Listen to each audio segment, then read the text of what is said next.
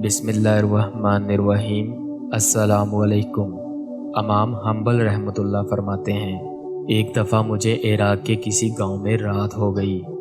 मैं एक मस्जिद में गया, लेकिन चौकीदार ने मुझे वहां से निकाल दिया। मैं मस्जिद से बाहर फर्श पर सो गया। चौकीदार ने मुझे पाँव से पकड़ा और घसीटकर मस्जिद से दूर कर दिया।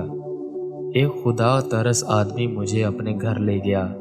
वो शख्स चलते फिरते उठते बैठते हर वक्त अस्तगफार पढ़ता था।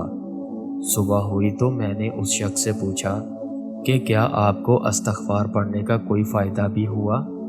उसने जवाब दिया, जी हाँ, मेरी हर दुआ कबूल हुई सिवाय उसके कि मेरी मुलाकात इमाम अहमद बिन हम्बल से हो। मैंने कहा, मैं ही अहमद बिन हम्बल हूँ और तुम देखो मुझे घसीट कर तुम्हारे पास कैसे भेजा गया है।